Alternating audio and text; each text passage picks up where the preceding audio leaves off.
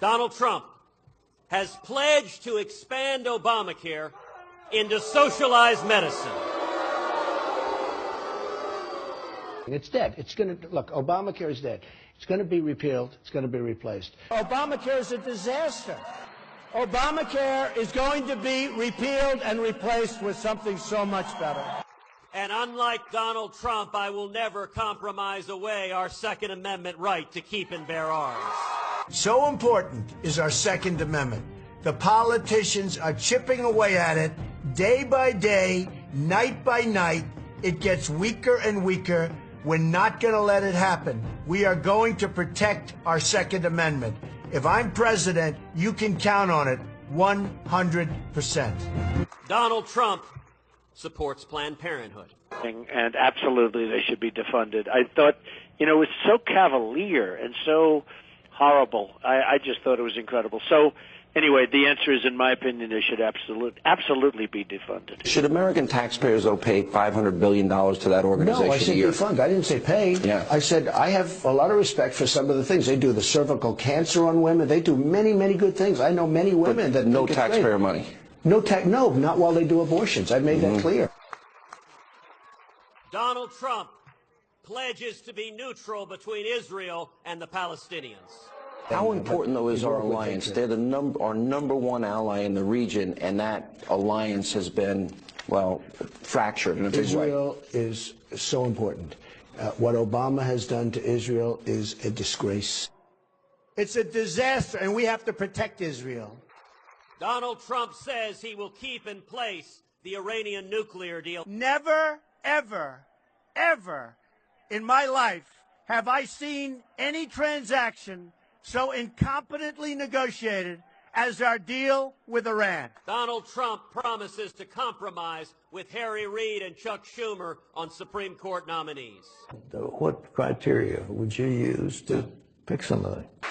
Very conservative, very, very smart. There were young people who were going to be here. Now, none of y'all have a degree from Trump University.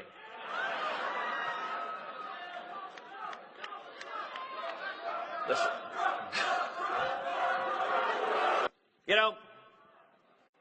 It's easy to talk about making America great again. You can even print that on a baseball cap.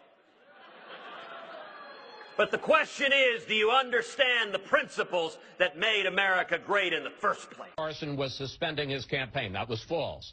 The campaign put out flyers accusing people of voting violations. That was false. In South Carolina, a Cruz super PAC attacked Trump over the Confederate flag, and your then communications director posted a link this week accusing Rubio of disrespecting the Bible. That was false. Question, do you take personal responsibility? This was your campaign, except for the super PAC. Do you take personal responsibility for this series of incidents, and what does it say about the culture of the campaign you're running? Chris, every accusation you raised there is incorrect. I appreciate your reading the Donald Trump attack file on that. Come on, sir. Let me tell you, our campaign has been from the highest... Wait a minute, sir. You personally apologized to Ben Carson on a debate stage. You fired your communications director. Don't say the file on our part, sir.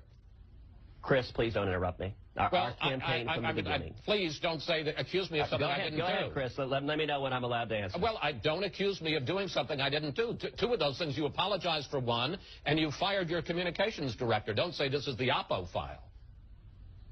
Chris, our campaign from the beginning has been the highest level of integrity. When others have engaged in personal attacks and insults, we don't respond in kind. I want to talk about your thoughts on Ted Cruz. He's self-absorbed. He's got this giant ego, and he's overly ambitious. He entered the Senate as a Canadian citizen. The man who has 50 years of dirty tricks behind him. He's a man for whom a term was coined for copulating with a rodent. Well, let me be clear. Donald Trump may be a rat, but I have no desire to copulate with him. Ted Cruz was my roommate. I did not like him at all in college. And, I want to be clear because, Ted Cruz is a nightmare of a human being. I have plenty of problems with his politics. But truthfully, his personality is so awful that 99% of why I hate him is just his personality. If he agreed with me on every issue, I would hate him only 1% less. The real Ted Cruz is supported by the Bush family. Did you know any of this? Did you know that Neil Bush, the son of President H.W. Bush, who defrauded U.S. taxpayers out of $1.5 billion in the SNL scam, and later lobbied for the Chinese government, has formally endorsed Senator Ted Cruz for president? This is a real one. Now, what does that matter? Anyone can endorse anybody. Well, there's much more to it than that. The connections between Ted Cruz and the Bush family are very deep. Ted Cruz was George W.'s brain when he ran for president. Did you know that? Did you know that Ted Cruz? Did you know that Ted Cruz was George W.'s brain when he ran for president? How could you not know this? How could you buy this cover story about Constitution? Constitution. Ted Cruz wrote the Constitution. He's the only one who knows what it is. Ted was a top policy advisor for George W. Bush. He was trying to get a job as Solicitor General, but settled for a job in the Federal Trade Commission. Ted Cruz is a Bushman with deep ties to the political and financial establishment. Ted and his wife Heidi brag about being the first Bush marriage. You see, they met as Bush staffers. Did you know that? Mr. Independent, Mr. Constitution. Did you know they met while working for George Bush? You don't know any of this. You don't know how many people who support him worked in the government and now claim they're anti-government. How could you people be so gullible? Heidi Cruz became a top deputy to U.S. Trade Rep Robert Zoellick, who used Heidi's membership in the CFR, Council on Foreign Relations, and her job at GS Goldman Sachs. And the bailed-out bank then loaned Cruz $1 million secretly to finance his Senate race. Ted Cruz then borrowed an undisclosed $1 million loan from Citicorp. The fact of the matter is, Cruz is not who he appears to be. He is not an outsider. He is an insider. He is a Bush insider. He is the ultimate insider. He's a former top Bush 41 policy aide and globalist. He is an Ivy Leaguer. He's an establishment insider because he is a puppet of the Republican establishment itself. That is why he is attacking Donald Trump, because Donald Trump is attached to no one. In plain English, did you understand what I said to you? Donald does well with voters who have relatively low information, who are not that engaged and who are angry, and they see him as an angry voice. Oh, you're full of it, you fool. Where we're beating him is when voters get more engaged and they get more informed. When they inform themselves, they realize his record. He's what they're angry at. He is the corruption, and if you want someone to stand up to Washington, the only one who had doing so in this race is me.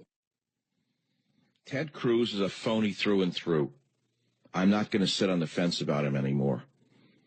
I would not support him. And I'll tell you something else. I'll say it to you right now. If Ted Cruz wins, I'm not voting for him. He's part of the establishment. He is part of the government itself. He's tied right into everything he claims he opposes. Read about it. What, I'm not making this up? What do you want me to do, make up stories for you about how wonderful he is and he's a true constitutionalist? None of it is true. He is a member of the Bush cabal, period.